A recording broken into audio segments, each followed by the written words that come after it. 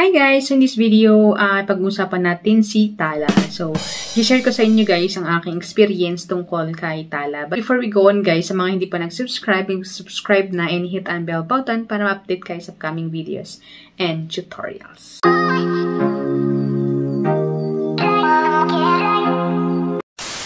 Welcome and welcome back to my channel. So in this video guys, pag-usapan natin si Tala kasi it's been a while nung nag-share ako ng aking experience on how to process loan and whatsoever kay Tala. And masasabi ko na isa si Tala na legit na lending application. Kasi nga, registered sila sa SEC and of course ay madali na mag-process sa application na ito. And kahit ma-due date ka or lagpas ka sa due date ay walang mga bonggang-bonggang calls. Ayan. So, yun nga guys. And sabi dito, makikita nyo sa aking screenshot dyan guys, na meron akong 22 loans or nag-loan ako sa kanila 22 times. O, diba? So, tangera ng bayan. Ayan. So, yun na guys. And, nung nagbayad na ako, nung nakaraan, nagbayad na ako. Yan. So, hindi ko na pinansin kasi nga tagal lang hindi na tumataas ang aking credit limit sa kanila. So,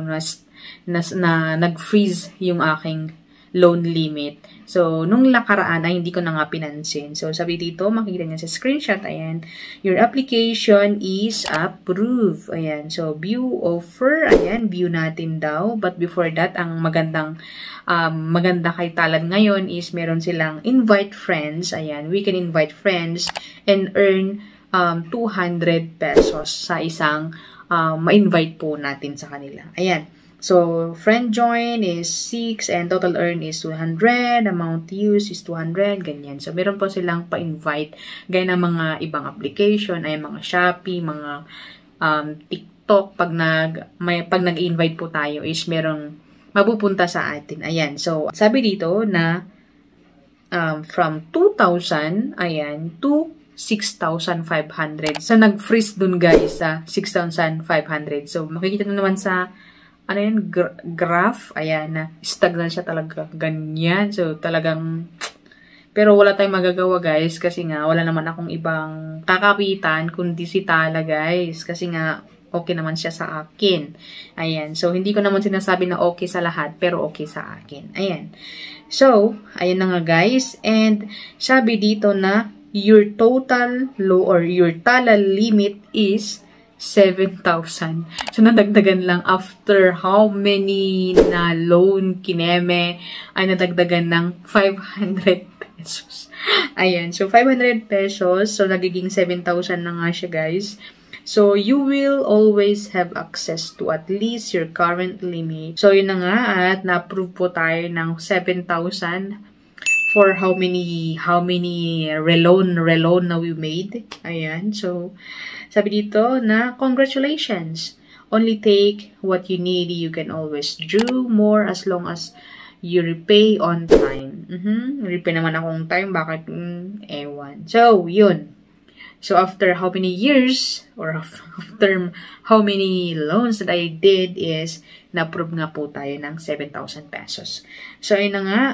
At paano nga ba mag-apply sa kanila? Ayan. So, kailangan ng valid ID. Ayan. And then, kailangan nating mag-submit ng mga information sa kanilang application. So, basta sundan nyo lang guys kung paano yung mga information na kailangan. Ayan. So, sa reloan naman na ito guys is, ayan. So, tap natin yung continue. Ayan. And then, choose when to repay agad-agad. Ayan. So, pwede nating magbayad sa kanila up to 61 days. So, hindi na 1 month, kundi 2 months na pwede tayong magbayad sa kanila. So, borrowed amount 7,000. Service fee is 1,295. So, medyo tumaas ang service fee nila ngayon, guys. So, ang total payment is 8,295 within a month. So, medyo mataas na ngayon ang kanilang service fee. So, aray tayo dyan, guys. So, pagbayaran naman natin, so yun guys is pang 1 month. So, pagbayaran naman natin in 2 months ay 9,135 kasi meron silang service fee na 2,135. So, medyo umaaray talaga ang bulsa. Pero, ang kagandahan din kay Tala is pwede kang pag na-loan mo na, after 15 days na meron kang pera, pwede mo na siyang hulug-hulugan na bayaran hanggang sa 61 days. Pero sa mga nagtatanong dyan kung after due date ba ay pwede mong hulug-hulugan, hindi na po pwede yun, guys. Okay? So, within the loan term or within 2 months lang pwedeng hulug-hulugan ang loan kay Talabels. Ayan. So, kunyari naman, pag nag-loan tayo ng 7,000 ngayon, ayan, and babayaran natin kinabukasan or the other day, meron siyang dagdag na service fee lang na 35,000 pesos. So, yun nga guys, at 35,000 ang service fee per day and times kung ilang araw ang isang buwan or 2 buwan. So, yun po ang service fee nila. So, do the math na lang guys, okay? So, ayun na guys. So, pinakita ko na lahat-lahat sa inyo. Ayan. So, continue po natin. So, sabi dito, borrowing summary. Ayan. Amount, 7,000 nga. So, 7,000. And repayment date is within a month. Ayan. And then, service fee, 16%. So, yan ay magiging 1,120. Ayan. And magiging total is 8,120. Okay. So, sabi dito is a daily rate of 0.50% is applied to 7,000 from day 1 to day 61. Okay. Effective interest or EIR is 15% per month. Okay. And then, meron silang late fee na 5% of outstanding amount if unpaid in 2 months. Okay? So, kunyari, pag nag-loan ka ng 7,000, hindi mo binabayar or yung inilagay mo na payment period mo is 1 month, ay pwede ka pa rin mag-extend hanggang 2 months. And after 2 months, guys, is meron ng late fee na 5% sa na-loan mo sa kanila. So, yun po ang pagkakaintindi ko. So, enlighten, comment down below kung mali ang pagkakaintindi ko. Ayan.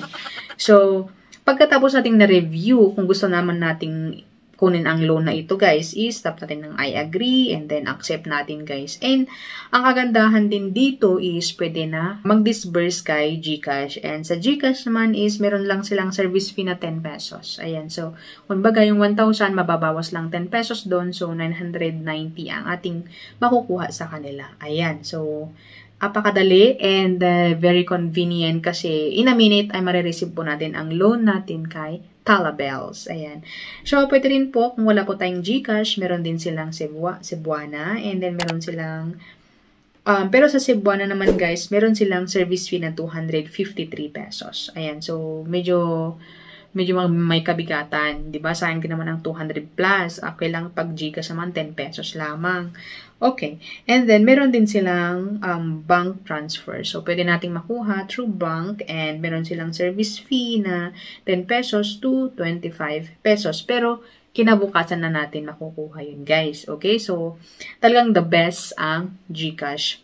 Pero, dapat yung GCash po natin is hindi nakaling sa kung ano-ano kasi mababawas ang baka may nagbabawas sa atin. Ayan, sayang din naman. So, ayun.